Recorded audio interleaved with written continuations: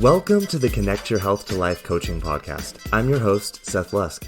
I'm a master certified life coach and published author with a decade-long background working in the health, wellness, and fitness industry as a personal trainer, nutrition specialist, and life coach. If you're anything like me or the clients that I work with, then you might be struggling with some confidence issues or struggling with feeling like you're not living your most fulfilling or authentic life. You may be trying to figure out why you have these amazing desires for what your most fulfilling life would look like, but you can't seem to create consistent action in your life to reflect those desires. So join me as we dive in deep on what it means to truly live a fulfilled and authentic life from the inside out. We're going to look from the perspective of an empowered mindset and uncover some of the reasons why you might be what's holding yourself back from living that most fulfilling life. But don't worry, this isn't about blame, guilt, or shame. This is about empowering you to see. I'm going to break through some of the biggest illusions and myths that we've all been taught to believe along the way. And I'm so excited to have you with me on this journey. So my only question for you is, are you ready to start living your most fulfilling life once and for all? Then let's get started, shall we?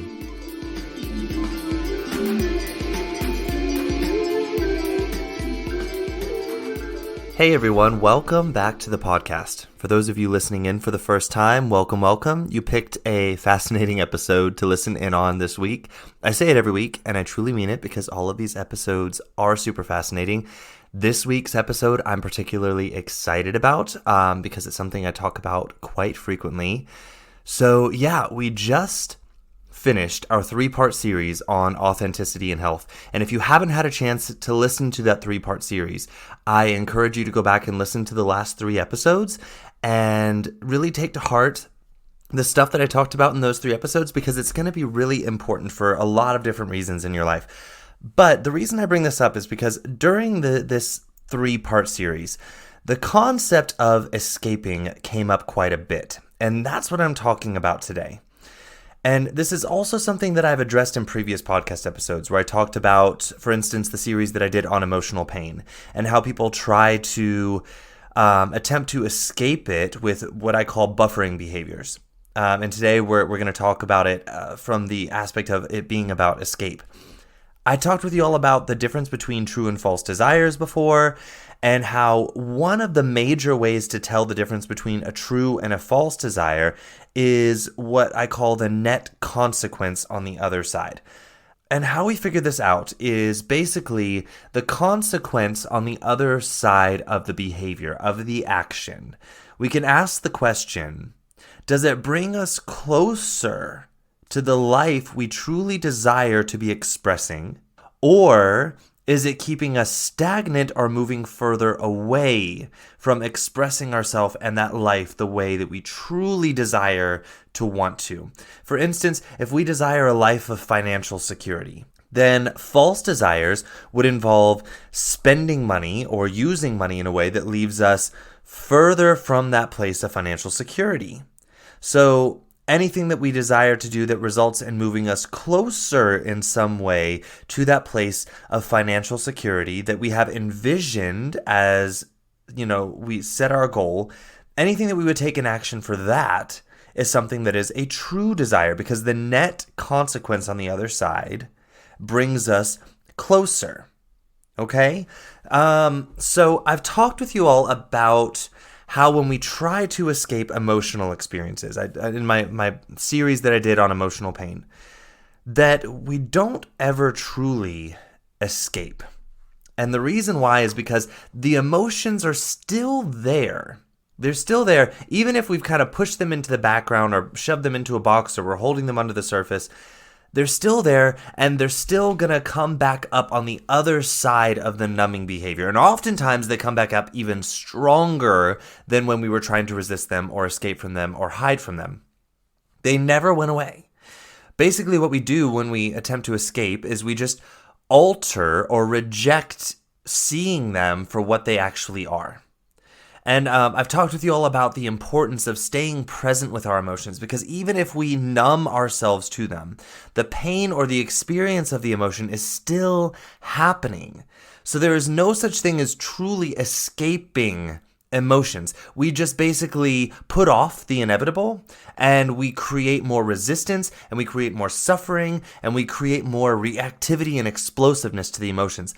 And so, yeah, basically we just become resistant and reactive, and we build up this tension and this pressure in the background and cause more and more damage as we don't lean in and learn with these emotions. And eventually this pressure explodes all over our lives in ways that leaves us feeling broken and confused, and we've created suffering for ourselves. And so I think you all maybe, after hearing that, and if you haven't heard these episodes, go back and listen, but maybe you're starting to see that aspect of attempting to escape. But I also mentioned this idea of consequence for the actions that we take that are about escaping, about numbing, substances that we consume in the attempt to escape. So within these topics, there is this theme of consequence. And this is what I want to talk about today.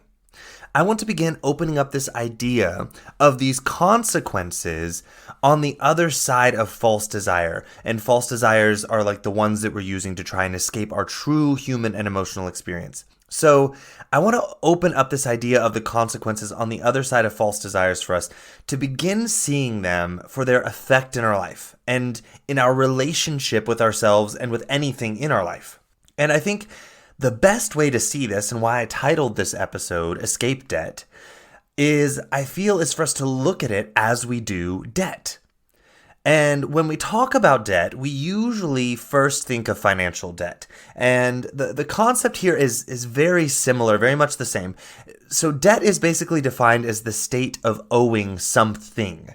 Most of the times we think of it as being money, but debt does not just exist in the realm of finances. We can create emotional debts in our relationship with ourselves and with other people. We can create health debts within our body when we go for periods of time where we ignore our physical health as an expense in order to be able to focus on something else. We as a species are constantly creating debts in our relationship with our planet, as we trade comfort today for environmental debts that will be paid in the future. But here's the thing with debt. When we take it on, we usually do so to satisfy a desire in the moment, but it comes as a cost later, meaning the debt is to be repaid. And if it is not repaid, it continues to build and build until it creates so much dysfunction in whatever area of our life that the debt exists, that it begins to spread into all other areas of our life and create suffering for us. We can see this in our environment too, in the way we're treating our planet. As we create debts in certain areas of our environment, we're seeing how it's beginning to leak out and spread into other areas. So, the way that we're polluting with plastic is now affecting our ocean, which is affecting, global warming and ice cap melting and salt content in the water and other things, so everything is sort of connected and touching each other. It's not like we can keep our debts confined to one little box, and it doesn't, if we don't pay it back, that it doesn't end up leaking out and going to other places.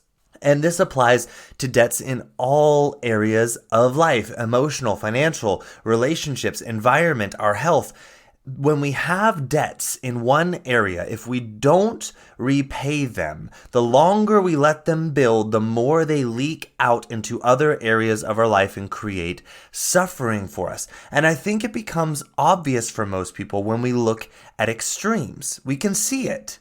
We can see it with financial debt when people have, declines in their emotional health because they're stressed about financial debts that are building and building. Their physical health is affected too as they lose quality or quantity of sleep, worrying about the debt.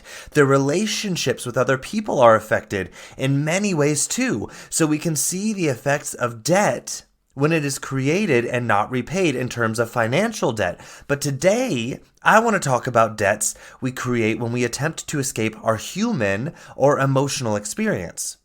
Some people do it with food, some people do it with sex, some with alcohol, some with shopping, gambling, drugs. The list is massive and ever growing in our modern society of the options that we have available to us to attempt to use to try and escape that human experience and the emotional true experience.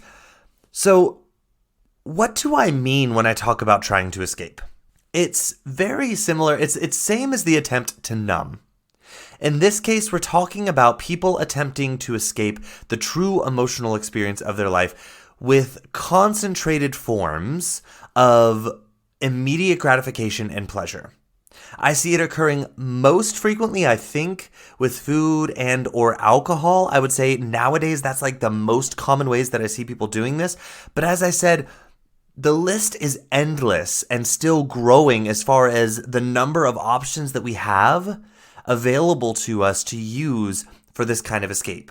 Let me give you some examples of what I mean here, because I think that a lot of people who are using this method of escape in their life aren't aware that they're actually doing it.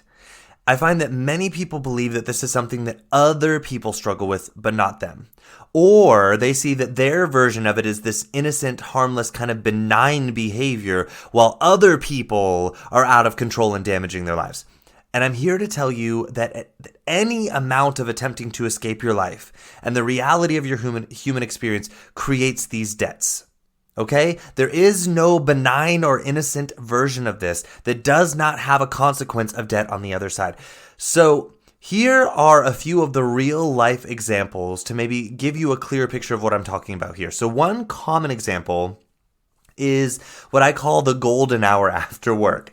Maybe you see yourself doing this or you see someone else doing this, so you can recognize this really quick. So basically you get off of work and you immediately go get food or a drink to quote unquote de-stress or quote unquote decompress or calm down. Or you get home from work and immediately go to your refrigerator for food or a drink to take the quote unquote edge off of your emotional state. And I know. It's something that's so normalized in today's culture. So I get that it appears to most of us as being this really innocent, kind of cute, benign kind of behavior that, ooh, look, I'm having a little snack after work. Mommy or daddy's got to have his, little piece of cake or what, a beer or whatever, glass of wine to calm down after work. And we see it as being this really sort of innocent, benign behavior. But my friends, I need you to see this for what it is. I want you to see this for what it is. It is an attempt to escape your true emotional experience.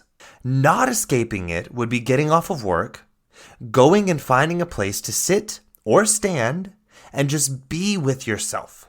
Listen to your thoughts. Feel your feelings. Let yourself fully experience the emotions and the thoughts creating them.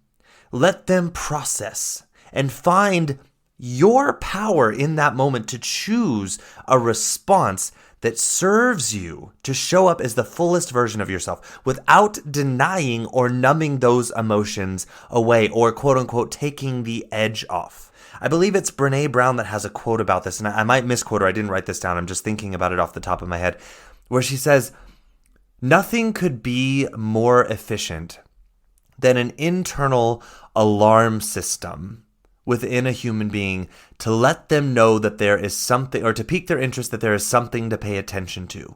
And nothing could be more ineffective or inefficient than the desire and taking the action to take the edge off of that alarm system." And my friends, that is exactly what our emotions are there for. They are a spotlight or an alarm system there to show us something that is going on internally. And most of us believe that it's something going on out there that is bothering us, and so we just need to go home and eat or drink to get away from those feelings. But the reality is we are creating those feelings by what we are thinking and believing about the circumstance or our life. And when we take the edge off of those emotions, that alarm system, we are taking a very inefficient, very ineffective, very, dare I say, ignorant path of action. It's like hearing a tornado alarm and then asking someone to turn down the volume so you can hear your TV show over it, instead of taking the actions to get to a place where you feel and are safe because that alarm is going off. And this is what we're doing with ourselves so often when we try and numb away and escape these emotional experiences, is we are trying to mute that alarm system that is like, hey, guess what? I'm here to show you what you're thinking and believing over here and how it's creating these feelings for you that you're trying to escape. But guess what? You can't escape them because you're the one creating them. And here's how you're doing it.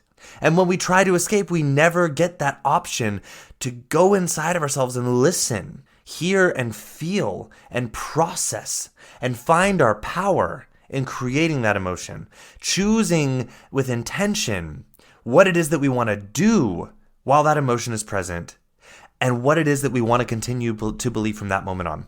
So it's about taking the time to notice how our thinking is what is actually creating that emotional experience. Not to judge the thinking, but to see that you are the one in charge of that emotional experience, not a circumstance outside of you, not another person.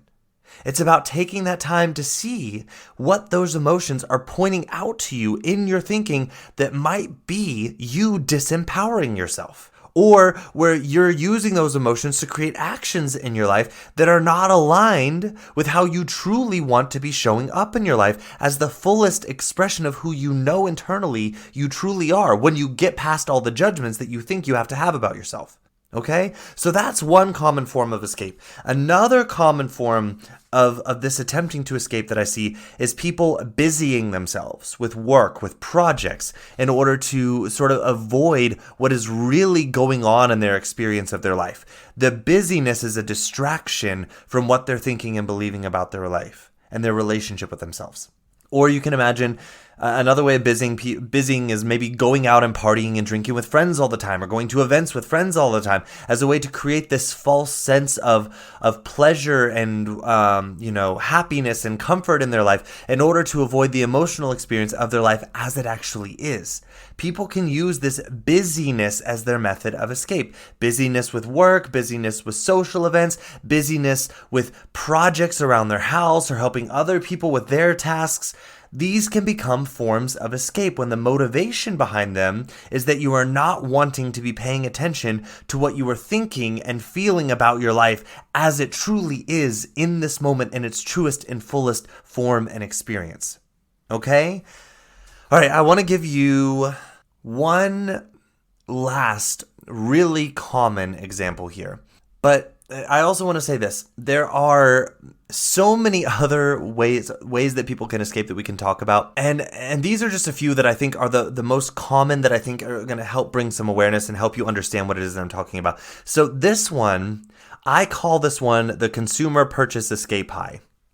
And what it is, I see people that are feeling unsatisfied with their life or their emotional experience of their life. They might feel empty, or they feel bored, or they feel like something is missing, or what it actually is they're not showing up in their life in an empowered role and looking at what they truly, genuinely, authentically want in their life and taking intentional, empowered action to create and express those things in their life. Most people don't realize that this is what's actually going on.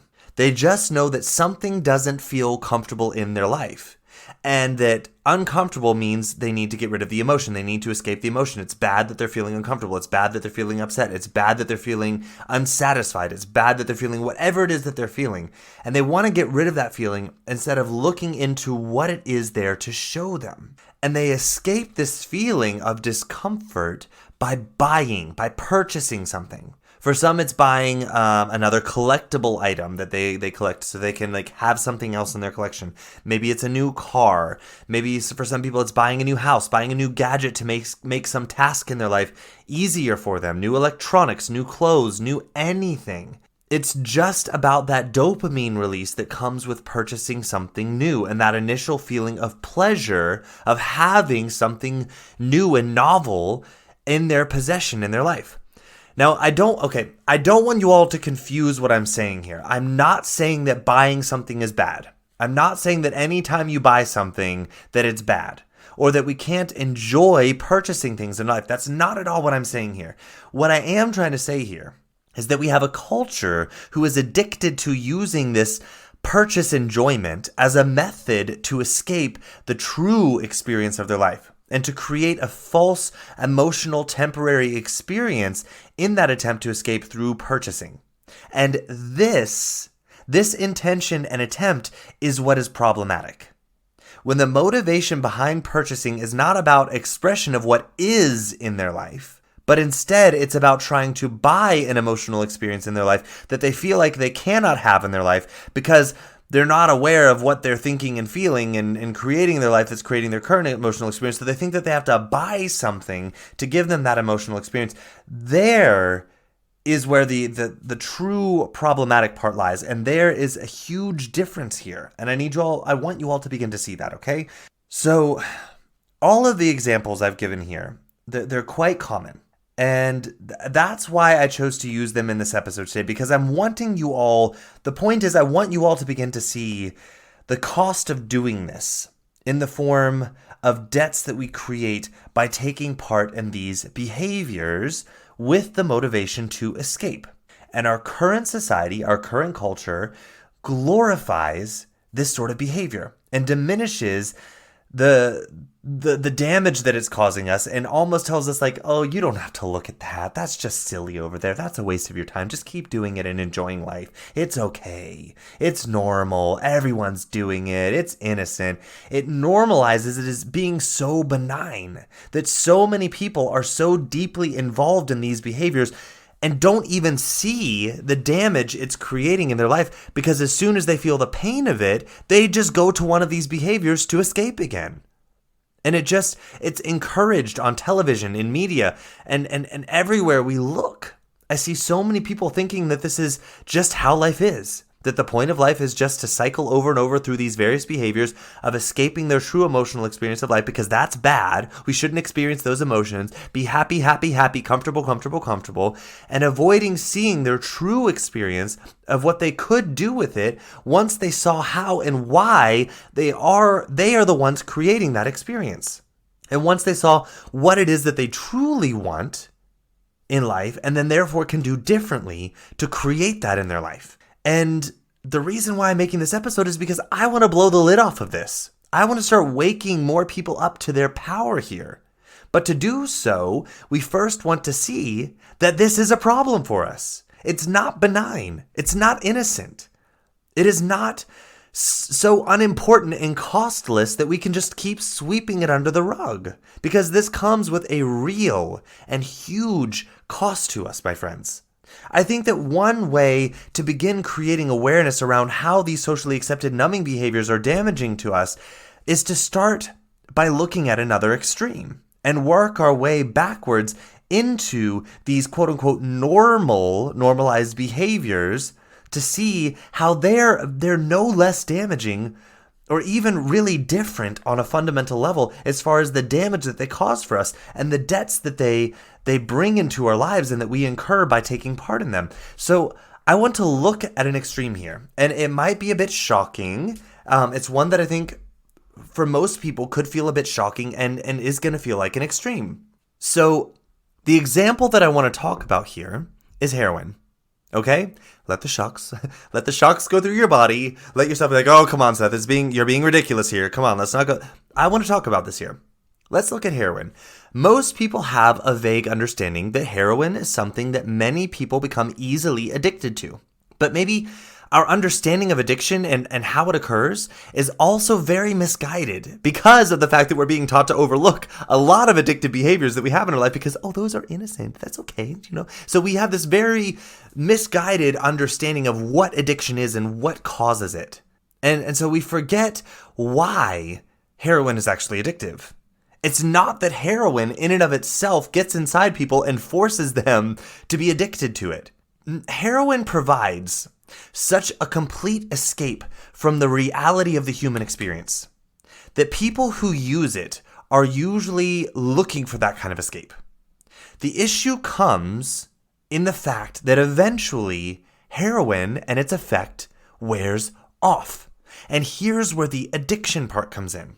Because the heroin wears off and reality is still the same on the other side. It hasn't changed. So also the desire to escape it hasn't changed. Because most people wanting to escape reality think that it's because reality should not be that way and that it's not bearable for them. So when the effects of the heroin start to wear off and that same reality is there and the person has the same beliefs of how unbearable it is, then on top of that, there is the effect that the body is not designed to escape reality in that way. It's part of it. So there is this consequence to escaping on the other side. And with heroin, that consequence comes in the form of physical symptoms. As the body tries to re-regulate everything and begin functioning in reality of what's going on in the body and in reality around it. And the body has to go through, in order for this chemical to provide this experience of escape, it comes at a chemical cost in the body. And the repayment of that is actual physical pain. And so people end up using it again and again to escape their experience of reality, but also to escape the pain of the consequence of that escape that is with this chemical. And we can see this so beautifully represented in such an obvious way here when we look at something like heroin. And the fact that when we take it, we know, most of us know on the other side, there is a consequence. We're gonna come back to reality after the effects of the drug wears off, and we're gonna have real physical pain in our body as our body tries to re-regulate itself and calibrate itself after that unnatural escape through that chemical. And then on top of that, reality is still the same on the other side. So we can see this so beautifully represented with something like heroin. But guess what? The same thing happens when we try to escape with food, with drinks, with spending money, with going out partying instead of sleeping and resting, continually having sex with more and more partners. The list goes on and on of the ways that we try to escape. All of these are also an attempt to escape reality and our beliefs about it. And on the other side, guess what? Reality is still the same, and there is a very real cost to pay for that escape. Whether it be with food, it's that we have excess body fat on the other side. We have dysregulated hunger and satiety hormones. We have inflammation in the body and real physical pain. The list goes on and on of the ways that using food to escape causes a real consequence on the other side to be paid for by the body and by our view of ourselves. There is a cost to pay on the other side. And then people come down from the high of escaping with food and the pleasure that we feel when we eat it. And not only do we still have the same experience of reality on the other side that we're not taking responsibility for and ownership of so that we can actually change that experience because it's stemming from our own thoughts and beliefs. But on top of that, there is then that extra added cost to pay for. And guess what? When you believe that the best way to deal with the discomfort is to escape, then guess what you do? You continue to try to escape and continue creating a larger and larger consequence, net consequence of debt and cost on the other side with each and every attempt to escape. There is something here that we are obviously overlooking though, because I personally know people who are aware of this. And that they're doing these things to escape, and that the escape has its debt that it's creating. But so many people also think that their way of doing it is not causing this sort of debt or harm, and that theirs is this innocent and harmless form of it, or that it's different somehow. And I believe this has to do with how our society socially normalizes certain addictions over others, and demonizes others, and zooms in on the damages that those demonized addictions have in people's lives. Think heroin, think alcohol when it gets out of control. But yet some of us don't realize how out of control it is already in our lives. Because, studies are showing more and more people are getting out of control with alcohol in their lives. And the more people that do this, the more we socially normalize it instead of looking at the fact that we have a problem here. So there are two big truths here that I want us to look at and begin exploring. The first is that these behaviors are addictions. Addiction at its core is not a substance problem. It's not a personality problem. It is a learned behavior of escape. It is a learned coping mechanism that a person learns when facing stress or circumstances in their life that they label as being uncomfortable. It is a learned thought process. This is the core of addiction. It is the desire to escape the reality and the true emotional experience of life. And the longer we teach ourselves to do this, the more forms we explore to escape. And the more likely we are to reach for more and more extreme forms of that escape, as our escape debts build and build and build. And the net consequence on the other side gets more and more uncomfortable for us, and we create more and more suffering for ourselves. The second truth here is this, though. The escape debt is not dose dependent to be created. In other words, it is not that you have to reach a certain level of extreme in these addictive behaviors or in these addiction behaviors. It's not that we need to reach some extreme that's not socially acceptable before the debt is created. The debt is created by intention, not by quantity or dose or frequency. The activity itself does not create the debt. Heroin was created for medical use. And in certain medical contexts, it can serve a helpful purpose. With a certain intention behind its use, it can serve a positive purpose. But how it is generally used is through the desire to escape. And in any dose or frequency, when used for this intention, it immediately begins to create this escape debt in the life of the person using it. My friends, the same goes for shopping, drinking, food, sex, porn, gambling, work, busyness, people-pleasing, extreme dieting, exercising, any activity that is done from the desire to escape is at its core an addictive pattern, and it immediately begins to create escape debt in the life of the person using the activity for this purpose, no matter the dosage or the frequency of the behavior or the substance. It is the intention that creates the debt, not the dosage or the frequency. I really want for you all to begin to see this here.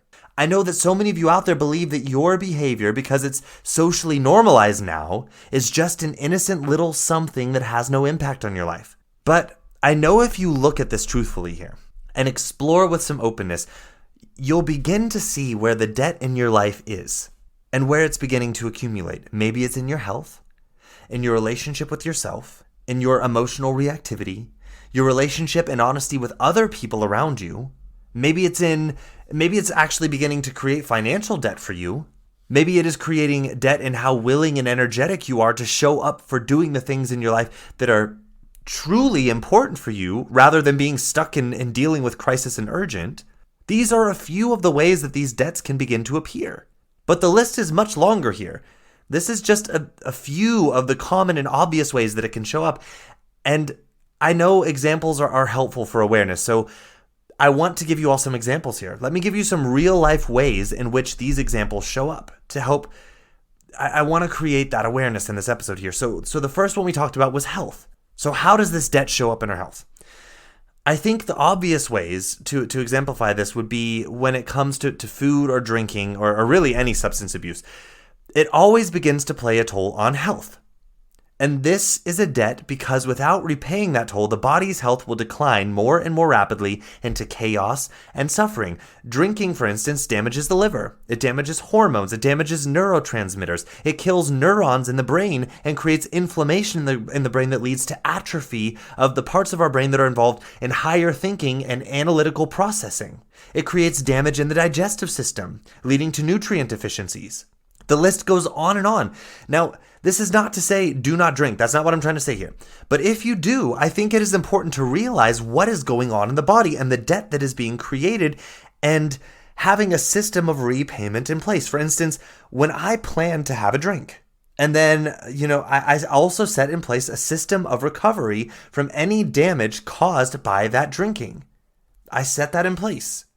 Probiotic supplements, good nights of deep and restful sleep are planned for after. Foods that will help replenish nutrients lost, to replenish my gut. Now, when I use alcohol as an escape, the debt on my body tends to be a little bit more. But I'm talking about even if I go to dinner and plan to have just 2 glasses of wine with dinner, I also plan a system of debt recovery in the following days because I know what happens in my body when I drink 2 glasses of wine. Now, this is up to you as to how you want to handle this, but this is just an example of real life debt that is created and then repaid in a way that is intentional. Now, where I see most people is that they are drinking, quote unquote, just a few drinks every night to quote unquote de-stress. And then the longer they do this, their sleep is affected more and more and more. And slowly deficiencies start to creep in. Inflammation starts to creep in. Mood imbalance starts to creep in. And they act as if they don't understand why. And usually, even if you try and point out to them, they almost refuse to see alcohol as that possibly being the cause because it's quote unquote only a few drinks. I challenge you that if you have this thought process to get out there and look into the research about alcohol and its effects on sleep and what that means for the body, or its effects on neurons in the brain and atrophy in the brain, go have a look and tell me if you still believe that your few glasses every night are not a possible cause for your volatile mood, your lack of creative energy, your lack of mental clarity, your lack of feeling fully rested and energized after a night of sleep. Go have a look and tell me what you think about it afterwards. And then there's food. Let's talk about food. Another obvious example of debt. When we use food to escape. The debts created here are fat accumulation, which eventually begins to create dysfunction in the body in the metabolism, in insulin. Clothes aren't fitting anymore. Dysregulation of hunger and satiety hormones become an issue when we're eating to try and escape. Insulin resistance starts to occur, as well as overreactive inflammatory signals in the body start to occur. These are just a few of the debts that we create in our physical health when it comes to using food as a way to escape versus using food as a way to nourish the body and give it what it needs to perform at its optimal level according to what is important for us in life. So these are 2 big examples of how debts can be created in our health using addictive escape patterns that are fairly normalized by our current culture. So we're talking about food and alcohol. So let's look at some of the other debts that we create though. I talked about relationship with yourself. So here it's quite simple, but so many people just brush this aside and convince themselves that it's not important enough to pay attention to. And I think the reason why is because, again, we're not taught to see our relationship with ourselves as being so important. And when we have a relationship with ourselves where we say that to ourselves, we convince ourselves to not look at it. And I'm here to tell you that your relationship with yourself is the most important relationship.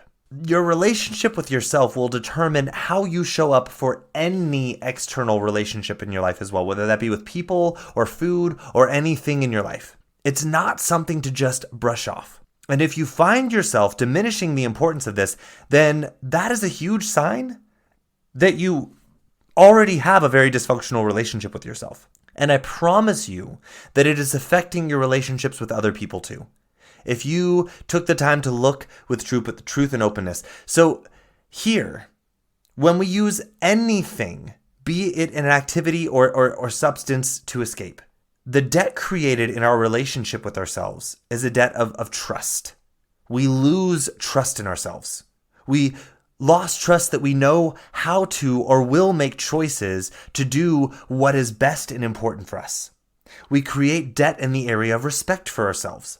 We start to convince ourselves that we're not respectable enough to be important enough to do what is important for us, or what is important to us is important at all. We start to lose respect for that. And we create debt of respect with ourselves.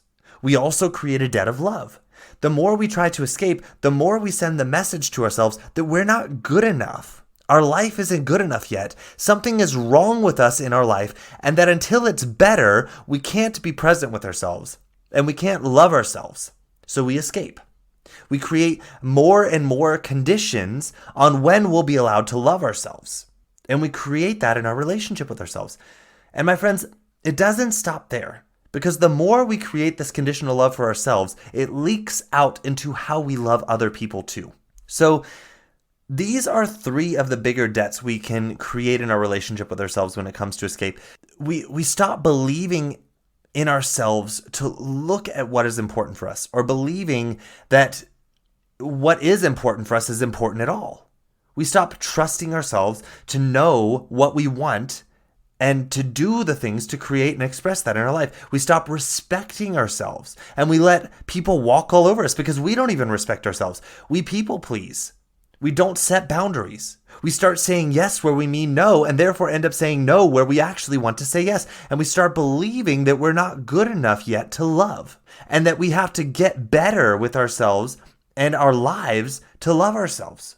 But also, at the same time, we don't trust or respect ourselves enough to plan or take the actions to create or express what is important for us. So we feel stuck, lost, unlovable, unworthy, disrespected, unappreciated, and a victim in our own life. And this is the debt that we create in our relationship with ourselves every time we use food, alcohol, shopping, sex, drugs, etc., whatever it is, to escape our life, our truth, our emotional experience of life, or our thoughts and beliefs about it. So another debt that we create is the debt of emotional reactivity. So with emotional reactivity, the debt again is quite clear. You'll see it in your life where you resist having emotional experiences because you're afraid that if you have a certain emotion, that a certain reaction that you don't want will be inevitable. You believe that emotions are caused by circumstances around you, and that when you have a certain emotion, that you have to act in a certain way if you don't resist that emotion. So you resist emotions, and you avoid situations in which you might feel those emotions. You shut parts of life out from yourself to avoid certain emotional experiences. This is the debt of emotional reactivity. You cut out relationships in your life. You cut out activities in your life simply because you're afraid of experiencing certain emotions, and therefore what your actions will have to be because of those emotions. This is a debt, my friends, a debt of your true power in your emotional experience, as well as your responsibility to choose a response that serves you and what you truly want to express in your life, no matter what the emotion is that you're experiencing. And not doing it in resistance to the emotion, but in response to the fact of recognizing it's just there. And we create this debt where we become completely disempowered in our emotional experience. And we shrink our lives to avoid those emotional experiences. And this debt is only repaid when we start choosing to show up for all of our life, with all of our emotions, with openness, with empowerment, with responsibility to choose with intention the actions that will serve us to express our truest selves when we experience any emotion. This debt is one that I see so many people carrying around in complete unawareness. They're completely unaware of the fact that it's even there, or that there is any other possibility in life than to have that debt on their shoulders. And then to live, and they believe that the only way to live is to live in that state of emotional victimhood, emotional debt, and emotional reactivity, and emotional resistance. So that's another huge debt that we create here when we try to escape our truth and our lives, my friends. Another debt that we create is in the relationships and honesty that we have with other people. So here is one that has some examples that are quite easy to see, and some that are not so easy to see. But when we start trying to escape the reality of our life and our true emotional experience, we also become dishonest in our relationship with other people about our life and our true feelings and our responsibility in those feelings and what we truly want from our life. We start hiding. And at first, we hide things that may seem kind of small, maybe insignificant to us in those relationships. And the longer we do this, the bigger the things come that we have to hide. And the more we feel the need to escape our life because we see all of the things that we're trying to keep hidden in it. We stop being honest with people about our needs. We stop being honest about our dreams and our wants. We stop being honest about our resentment towards those people because we're not meeting our own needs and we're silently expecting them to see that we have these needs and to pull us out of our hole of debt that we've created for ourselves and feel like we're a victim to. We become reactive in our relationships with other people and we push people away to varying degrees. All of these are examples of debts that we create in our relationships with other people. And these debts are repaid by choosing to stop escaping our life. Start staying present in it. And in that presence, we begin being honest and open in our relationships around us again as we start to be honest and open in our relationship with ourselves again. Telling our true yeses and our true nos. Telling our true desires, telling what our actions will be in life and why it is important for us. We repay this debt in this way. So the other debt we talked about, financial debt, this one's quite obvious. The more we use an activity to escape our life, the more we feel the need to use it to escape our life. The more of it we will need. And almost everything in this life has a monetary price tag to it, even if the price tag is the time we spend that would otherwise be used in spending time to make money. So trying to escape your life most often creates a form of financial debt in life. And that debt is repaid by not escaping life anymore and making choices to build a level of financial stability and security and responsibility. When the escape method is food, the groceries, and going out to eat, these bills get bigger and bigger. With alcohol too. When it comes to shopping, the financial debt is so obvious there. The more we feel that we need to buy to escape, the more we pay because we need to buy more and more of it to escape our life. With sex, there is this real life risk of STDs and the cost of the medical attention, the time being sick and losing money there, or caring for the disease is a real financial cost. So financial debt is a debt that we can see quite often in any attempt that we take to escape life. The other debt we talked about, it's the last one we're going to talk about today, but it's not the only one. The last one we're going to talk about is the time spent in urgency instead of on what is important for you. I wanted to save this one for last because it's something that I recently started looking at in my own life within the last 5 years. So it's quite recent for me. I started to notice this debt that I was having in my time spent. There were a lot of things that I found myself wanting to do in my life, but I had this feeling like I didn't have the time to do them because I was so busy out there spending my time reacting to things that felt urgent in my life. I was running around my life busy putting out fire after fire, battling crisis after crisis, and convincing myself that I didn't have time to spend on the things that were truly important for me, and that this was because my life was just tough, or it was bad, or it was wrong, or so many things were just going wrong in it. I kept finding distractions to escape my life when I was not in the midst of stress of fighting another crisis. I began to see that this time spent distracting myself when I wasn't fighting a crisis was creating the debt of time that I wanted to spend on the things that were important to me. During that time that I was escaping and numbing and distracting myself, what if I instead did something truly important to me? What if I just took one step? What if I just wrote a sentence, wrote that email? What if I just reached out to that person? What if I just researched that one process? What if I just read that chapter in the book that's been sitting on my shelf with a bookmark in it that would educate me in something that was important to me? What if I just looked and planned some finances for an hour? What if I looked and planned what I would have to be able to do something important for me if I looked at my finances? What if I just looked at what my first step would be to move toward creating and having things, the things in my life that I truly wanted to express? What if I took one small step that was doable today in a process that I was terrified to conquer because I thought I would never get there, but that was important for me? What if I took the time where I was distracting myself and did just one of those things instead? The weight and pressure of the time debt would slowly get lighter and lighter, and that's what I found. And then I found that my ability to take larger and larger steps became more and more effective and powerful. I could see possibility to do things that are important, things that were important for me. I could see those possibilities opening up. And instead of feeling trapped and reacting to crisis in my life all the time, I started seeing possibility. Not just to have a dream, but to really look at how I could make it possible in my life and bring it back to right where I am today and take that very first step today to put me on that path of expressing that possibility in my life instead of distracting myself, instead of trying to escape. I started feeling like I was creating abundance where it felt like a heavy weight of time debt before. And my friends, this is what I'm talking about here with this debt. It's a real debt of crisis that we let build up in our life, and we keep putting off what is important for us in favor of these temporary escapes into comfort. And we let what is important backlog and build up until everything in our life is this urgent crisis management that we feel like we're stuck in. We don't even realize we're the ones that created that because we keep putting off what is important for us by distracting ourselves and trying to escape because we're afraid to show up in our life and take the step. because we're afraid we're not going to get it perfect. We're not going to get it right. We have all these judgmental thoughts about ourselves.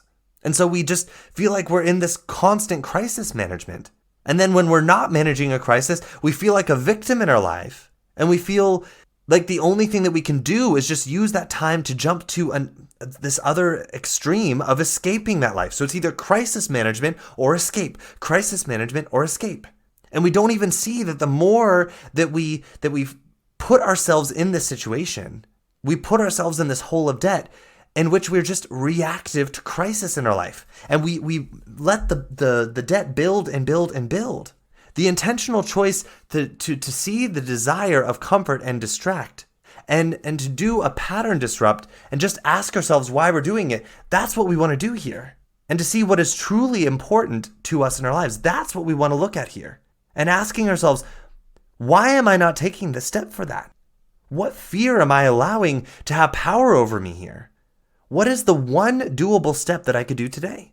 What is the one sentence I could write, the one email I could send, the one plan I could set, the one look into my finances, the chapter in the book I could read, the 1 hour of research online, whatever it might be? What is the step that I could choose right now in my life, being fully present where I am right now? I can choose that in this very moment, that my hand is reaching for the food, for the alcohol, for the remote control, for the credit card, for the mouse to open up the porn site, for the phone to call over a sex hookup, or to call a friend to go out and have drinks, for the pill, for the needle, whatever it is that you're reaching for to escape. The reality is this moment right here is the moment of choice. I can choose to do something for me today instead of something that creates more debt for me and just adds to the pile that I repay later. This awareness that you are creating debt for yourself is the first step, my friends. Realizing that life is not doing this to you. You have power here in these moments, the moments of urge to escape. You have power there to do something to not create more debt and begin the process of creating abundance in your life instead. It starts with awareness that you are the one making the choice to create the debt instead. That you are letting your brain run you, and that is a choice that you're making, and you can make a different one. And then we begin the process of healing that. I'm going to leave this here for today. What I want you to get from this episode today is the openness to become aware of how you are creating escape debt in your own life, and that there is another way. Next week, I want to pick up here with part 2 of this, the series on escape debt. And I'm going to talk with you all a bit more about what the process looks like to pay off escape debt and how rewarding, fulfilling, and exciting that process actually is when we do it from a space of compassion and self-love, not a space of hurrying up and trying to get away from where we are right now so that we can feel good enough about ourselves. This process can be so rewarding, fulfilling, and exciting, my friends. So that's what I want to talk with you all next week. But for today, I just want to create this awareness. I want you all to lean in and pay attention here and recognize it in your own life. All right? I love you all. I want to see, let's get out there and believe in the possibility of a life of abundance instead of a life of debt. It's the life that we're all truly designed for. So I want to see more people getting out there and living that life with intention, with authenticity. So let's get out there and do that. And until we meet again here next week to talk more, ciao. Hey, thank you for listening in this week. I hope you enjoyed the content of this episode. If you did, please subscribe or follow this podcast to receive the newest episodes every week as I bring them to you here on the Connect Your Health to Life coaching channel. Ratings, reviews, and comments are always appreciated. These allow me to know more of what my listeners would like in the podcast and allow for more people who may be searching for a podcast just like this one to find the Connect Your Health to Life coaching channel. If you would like more information about me and the work that I do with my clients one-on-one, then please visit my website at www.slch.ch. Again, that is www.slch.ch. You can also find me on social media on Instagram at SethLusk_coaching. Again, that is SethLusk_coaching. And on Facebook in my free Facebook group community called A Healthy Life Connection. We would love to have you in the group, and it's only 3 membership questions that you have to answer to join, and again, it's entirely free. And if you need any further information or just want to say hello, feel free to send me an email directly at slusk.health@slch.ch. Again, that is slusk.health@slch.ch. Thank you again so much for listening, and I look forward to our next time together. Ciao.